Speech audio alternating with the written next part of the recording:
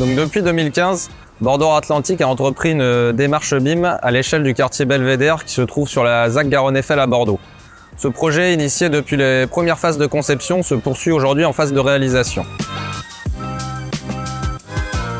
Donc dans le cadre de notre réflexion pour lancer la consultation travaux, nous avons décidé de restreindre l'utilisation du BIM au secteur du quai des Champs qui se trouve au niveau de la tête de Pont-Saint-Jean.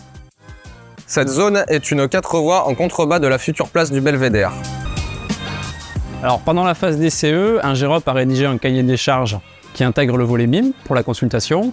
Ce document spécifie les objectifs, l'organisation et la répartition des tâches entre les entreprises. En 2021, la consultation a été lancée avec un critère technique BIM de 30%. On avait un autre critère qui portait sur l'organisation de l'entreprise et les critères environnementaux qui comptaient pour lui 30% également. Et pour finir, on avait le critère de prix qui comptait pour 40%. Et en fait, cette répartition de critères nous a permis de nous assurer que les entreprises prenaient sérieusement en compte le volet BIM dans leur réponse à l'appel d'offres. L'un des objectifs de cette opération pilote était de renforcer les compétences BIM des entreprises travaux. Cela nous a conduit, début 2022, à désigner les entreprises de travaux suivantes. Colas, Equance et enfin Terre Idéal. Le montant global des travaux s'élève à environ 2 millions d'euros. Dès la soumission de notre offre, nous avons répondu en accord avec l'importance attribuée aux critères BIM de la consultation en rédigeant un pré-BEP et en mobilisant notre expertise interne avec l'équipe de BIM by Co, notamment lors de la phase de négociation dédiée 100% au BIM. Les 4 mois alloués à la phase de montée en compétences ont grandement contribué à l'intégration du processus BIM sur chantier. Nous avons convié l'ensemble des entreprises, puis également maîtrise d'ouvrage et maîtrise d'œuvre, afin d'identifier puis d'harmoniser le niveau de leur connaissance du processus BIM en adéquation avec les objectifs BIM du chantier. Tout cela a grandement contribué à fluidifier les relations, la communication et la confiance entre l'ensemble des acteurs du chantier avant même le démarrage des travaux. Donc après avoir laissé le temps aux entreprises de monter en compétences, l'EPA a décidé de poursuivre la phase de préparation en laissant le BIM Management rédiger une convention BIM commune aux 3 lots. Cette convention a pu être expérimentée dans une phase spécifique que l'on a appelée maquette blanche. Cette phase novatrice a permis à chaque lot de modéliser une zone restreinte du projet pour mettre à l'épreuve le processus BIM et le réajuster. Le BIM Management a ainsi pu mettre à l'épreuve l'ensemble du processus BIM. L'un des objectifs de cette opération pilote était, grâce au BIM, d'améliorer la coordination entre les différents lots de travaux. En termes d'organisation, une réunion hebdomadaire dédiée au BIM était organisée. En fait, elle était greffée à la réunion de chantier et c'était une réunion qui avait pour but de présenter l'avancement de la modélisation et également d'échanger sur les difficultés rencontrées par les différentes entreprises, vraiment sur le volet modélisation BIM. Dans le but de rendre les entreprises autonomes sur le volet BIM, le BIM Management et la synthèse ont été confiés à Colas. En tant que maître d'œuvre, nous constatons que les entreprises sont plus impliquées sur la phase d'exécution. Le cahier des charges permet de mieux cadrer les interfaces entre les entreprises dès la phase de consultation et la convention BIM pousse les entreprises à collaborer dès la phase de préparation de chantier. La qualité des relations établies pendant les phases préliminaires s'est maintenue et se traduit par des échanges transparents pendant la phase de travaux. Pour faciliter la gestion des fichiers, notamment des maquettes numériques, nous avons utilisé une plateforme BIM collaborative. Cette plateforme a permis de gérer efficacement les différentes versions de fichiers. De plus, notre chef de chantier utilise Trimble Connect sur son iPad en complément des plans papier afin de visualiser les maquettes numériques de la phase d'exécution avec ses équipes. Après avoir effectué une étude comparative des différentes solutions disponibles sur le marché et défini les règles à suivre, nous avons utilisé les fonctionnalités de compilation et de détection de clash de BIM Collab. Lorsque nous avons réalisé que les équipes travaux avaient pris l'habitude d'utiliser les fonctionnalités de filtre et de coupe sur Trimble Connect, nous avons réalisé que chacun y trouvait un avantage certain. Pour garantir la bonne mise à jour du jumeau numérique de chantier, nous avons opté pour un cycle itératif à chaque phase du projet.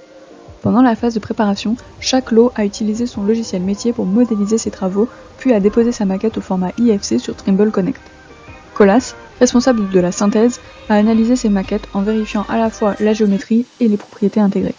Ensuite, il a renvoyé les mises à jour à effectuer au modélisateur de chaque lot au format BCF, couplé d'un rapport PDF. Ce cycle a continué jusqu'à ce que les maquettes soient parfaitement conformes. Pendant la phase des travaux, nous avons suivi le même principe de cycle mais nous avons également comparé un nuage de points de la réalité avec la maquette exécution issue de la phase de préparation. Cela nous a permis de mettre à jour la maquette exécution au fur et à mesure des travaux, afin d'obtenir un jumeau numérique le plus proche possible de la réalité. Enfin, la phase de DOE suit également ce même principe de cycle itératif et de comparaison avec un nuage de points du chantier terminé. Elle a servi de support privilégié lors des réunions de chantier et a grandement amélioré la compréhension du projet, en particulier pour les équipes travaux. La maquette numérique a donc apporté une réelle valeur ajoutée en complément des plans d'exécution 2D issus de la maquette numérique. Au sein de Colas, nous avons saisi l'opportunité pour expérimenter de nouvelles technologies comme la photogrammétrie et la réalité augmentée. Grâce à l'application de la réalité augmentée associée au boîtier GNSS, j'ai pu prémarquer les réseaux et maintenir ces prémarquages pendant la durée des travaux. Cette méthode m'a permis de diviser le temps par 4 lié au marquage par rapport à une méthode classique. En résumé, l'application de réalité augmentée a été bénéfique. Elle m'a permis de gagner du temps, améliorer mon efficacité et faciliter la communication avec mes équipes. Au départ, j'étais un petit peu sceptique sur le temps supplémentaire pour la période de préparation. Puis finalement, au démarrage des travaux, j'ai vite ressenti les côtés bénéfiques de la chose. Nous avons constaté moins de surprises lors des premiers terrassements, ce qui a évité de prendre des décisions précipitées au niveau des interfaces avec les autres lots et certains concessionnaires. Afin de faciliter la comparaison entre le nuage de points et les maquettes numériques, nous avons réalisé une étude comparative des différentes solutions disponibles sur le marché. Suite à cette étude, nous avons choisi d'utiliser la plateforme en ligne collaborative Syntouf. Cette plateforme nous permet de comparer facilement et efficacement les nuages de points avec les maquettes et d'en partager les résultats avec tous les membres impliqués dans le projet. Cette nouvelle étape de comparaison est réalisée à la fin de chaque phase, permettant à chacun de justifier les éventuels écarts détectés. Heureusement, ces écarts ont été très peu nombreux, ce qui témoigne de la qualité des acquisitions et de la bonne correspondance entre les nuages de points et les maquettes numériques existantes. En utilisant ces acquisitions, nous sommes en mesure de mettre à jour les maquettes numériques de la phase d'exécution afin de garantir la qualité de la maquette numérique en phase de livraison. Pouvez-vous nous expliquer en quoi votre projet mérite d'être considéré pour cette récompense? Tout d'abord, notre projet apporte une innovation dans un domaine peu digitalisé, celui des chantiers d'aménagement urbain. Nous avons développé le jumeau Quai des Champs qui apporte une nouvelle dimension numérique à ce domaine traditionnellement moins exploré. Quel impact votre projet a-t-il sur les enjeux urbains? La qualité des travaux réalisés a un impact direct sur les enjeux urbains actuels, tels que la lutte contre les îlots de chaleur urbains, l'amélioration de la mobilité et la désimperméabilisation des sols. Le jumeau de chantier contribue à répondre à ces défis en permettant une meilleure planification et gestion des aménagements urbains.